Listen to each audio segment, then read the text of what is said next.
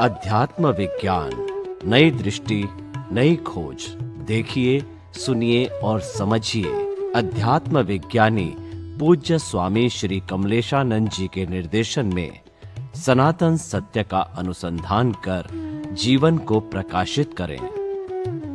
जुड़ी हुई बात और मैं आपसे प्रश्न करना चाहता हूं कि कई बार ये पढ़ने में आया है कि द्रव्य, क्षेत्र, काल, भाव और भव ये भी कहीं न कहीं कुदरत से जुड़े हुए हैं।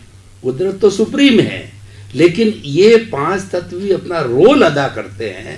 तो किस तरीके से कुदरत के कानून के अंतर्गत ये रोल अदा करते हैं और इनका भी कोई अस्तित्व है क्या कुदरत के कानून में? क्योंकि ये बहुत से हमारे धार्मिक ग्रंथों में ये पांचों चीजें आती है। इसका भी कृपया थोड़ा स्पष्टीकरण कीजिए। ये पांच समवाय कारण, जैन धर्म में उसको समवाय बताया। समवाय मतलब साथ में रहने से कार्य होता है, तो इसको समवाय बोलते हैं। पांच समवाय कारण, द्रव्य, क्षेत्र, काल, भाव और भावी, ये पांच प्रकार के कारण होते हैं। द्रव्य का मतलब होता है आत्मा का अस्तित्व। अगर अस्तित्व नहीं है तो कर्म और कर्म फल भी नहीं है। तो पहले आत्मा का अस्तित्व, जो आत्मा की हाजिरी में कर्म बना था वही आत्मा की हाजिरी में कर्म की भुगतान होगी। सबसे पहले द्रव्य, फिर क्षेत्र, जो क्षेत्र में वो कर्मों की भुगतान आने वाली है उसी क्षेत्र को मिलना। द्रव्य, क्षेत्र, फिर काल, यानी वही समय पे मिलना। आत्मा भी वही, स्पेस भी वही और उसका टाइम भी वही, जो टाइम पे मिलना है वो टाइम। द्रव्य, क्षेत्र, काल, फिर भाव। भाव का मतलब होता है हमने जो भाव किया है उसके अनुरूप सफरिंग के और संजोग, जैसे व्यक्ति के रूप में और साधन के रूप में। और भावी, भावी का मतलब होता है भाव, द्रव्य, क्षेत्र, काल, भाव और भावी। भावी का मतलब होता है कर्म की भुगतान करने वाला, यानी जिसको कहते हैं डिस्चार्ज प्रतिष्ठित आत्मा। वो नहीं होगा तो कौन भुगतान करेगा? आत्मा की तो हाजिरी है, मगर आत्मा ने कर्म नहीं किया है। कर्म प्रतिष्ठित आत्मा ने किया है, तो भुगतान भी कौन करेगा? प्रतिष्ठित आत्मा। मगर जब चार्ज किया है तब लाइव प्रतिष्ठित आत्मा होता है। जब डिस्चार्ज होगा तब वही चार्ज वाला भाग डिस्चार्ज में आ जाएगा, तो वो डिस्चार्ज प्रतिष्ठित आत्मा वही कर्मों के भुगतान करेगा। चार्ज के समय कर्म चार्ज करता है, डिस्चार्ज के समय through the body and through circumstances वो भुगतान करता है। तो इस प्रकार से कर्म का चार्ज और डिस्चार्ज होता रहता है। तो इसीलिए ये जो पांच समवाय कारण है वो भुगतान के समय बहुत इंपॉर्टेंट है। कहते हैं कि समय से पहले या तो समय के बाद हमको रिजल्ट नहीं मिलता है, समय पे ही मिलता है, उससे पहले और बाद में नहीं मिलता है। दूसरी बात, स्पेस, जिस स्पेस पे आपको सफरिंग होना है पाप और पुण्य की, तो वो स्पेस जहां तक नहीं आएगी वहां तक भी सफरिंग नहीं होगा, चाहे पाप का हो या पुण्य का। फिर आत्मा, जो आत्मा की हाजिरी में कर्म किया है वही आत्मा की हाजिरी चाहिए। तो हमारा आत्मा भी चाहिए और जिस व्यक्ति के साथ कर्मों का हिसाब लगा हुआ है वो भी आत्मा वही चाहिए। बॉडी भले अलग है, हमारी भी अलग है, उनकी भी अलग है, मगर दोनों का आत्मा तो एक ही होना चाहिए। ये आत्मा की हाजिरी में कर्म चार्ज किया है और ये आत्मा की हाजिरी से कर्म की भुगतान करनी है, तो दोनों आत्मा चाहिए और दोनों की बॉडी क्या होगी? अलग अलग होगी। मगर ये मिलाएगा कौन? कुदरत मिलाएगा। हमको नहीं मालूम, ये बॉडी को नहीं मालूम कि कौन सा कर्म किया है और किसके साथ किया है, वो भी हमको नहीं मालूम। ये सब संजोग कौन देता है? कुदरत। तो द्रव्य, क्षेत्र, काल, भाव और भावी। भावी का मतलब होता है जिनके साथ भुगतान करना है वो, भाव करने वाला। तो ऐसे पांच समवाय कारण से, समवाय कारण जो है वो कुदरती रचना के अंदर अपने आप आ ही जाता है। तो हमने जिस प्रकार से बताया कि भाई चेतन, जड़, तो ये जड़ के अंदर भी आ जाता है। फिर गति सहायक, स्थिति सहायक, फिर टाइम आता है तो टाइम भी तत्व आ गया और स्पेस तत्व भी आ गया। यानी 5 समवाय कारण, वो जो 6 तत्व है उसका भाग ही है, सेमी कॉलम, सेमी भाग है। तो इसीलिए ये कोई अलग बात नहीं है, मगर एक व्यक्ति ज्ञानी होने के नाते अपनी ज्ञान दृष्टि देखती है कि कार्य कैसे होता है, तो ये 5 समवाय कारण मिलने से कार्य होता है, यानी रिजल्ट मिलता है, कर्म का फल मिलता है। तो इसीलिए ये 5 समवाय कारण शास्त्रों के अंदर धर्मगुरुओं के माध्यम से ये आम जनता को, मुमुक्षुओं को बताया जाता है। मैं समझता हूँ कि आपको इसमें बहुत सारी जानकारी मिली होगी, और भी जानकारी चाहिए तो मैं समय समय पे देता रहूँगा। बहुत बहुत धन्यवाद स्वामी जी।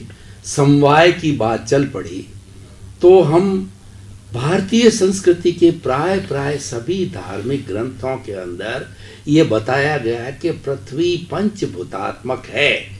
पृथ्वी, जल, अग्नि, वायु और आकाश, these are the 5 basic elements.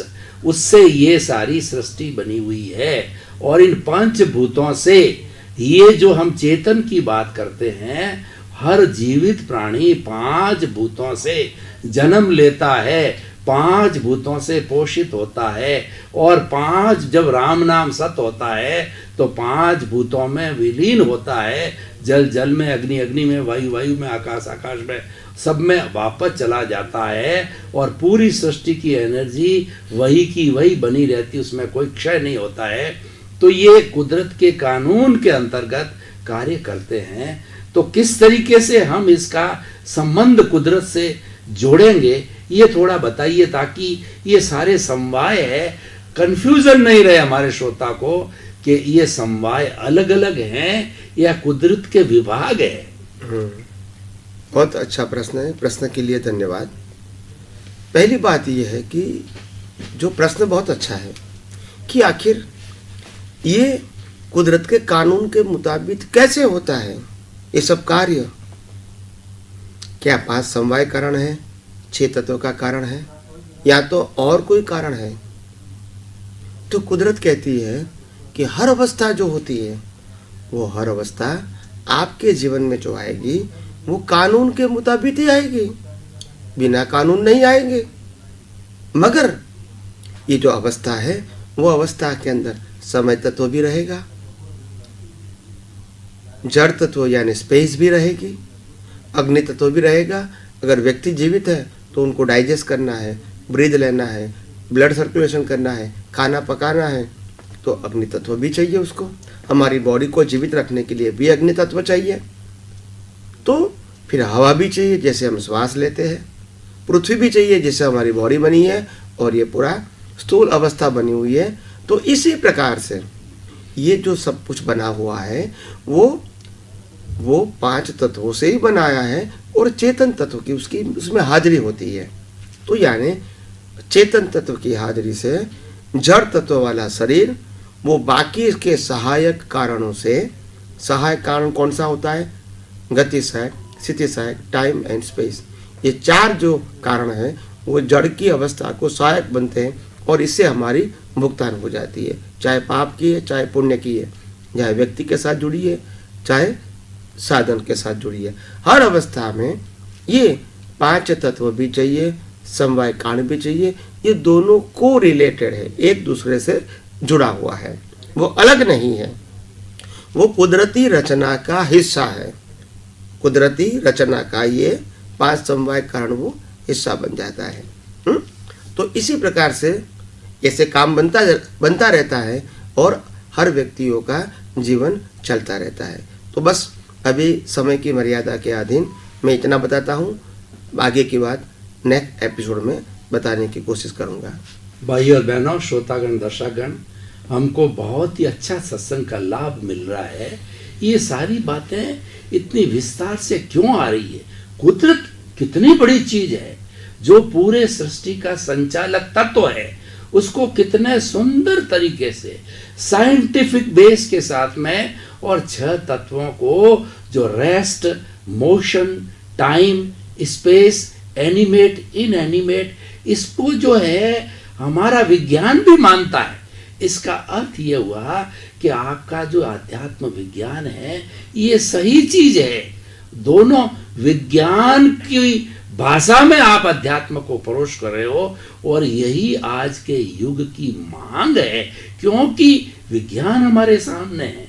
उसको समझने के लिए वैज्ञानिक भाषा में आप बात करते हो, ये बात हमें बहुत अच्छी सुंदर लगी। तो श्रोतागण, भाई और बहनों, आप हमारे साथ जुड़े रहिए। अभी तो प्रारंभ हुआ है। आपकी जो गुत्थियां हैं, जीवन की हर गुत्थी का समाधान आपको मिलने वाला है। तो आपके प्रति कृतज्ञता। स्वामी जी जय सच्चिदानंद। जय हम सच्चिदानंद। श्रोतागण की तरफ से आपको नमन करते हैं।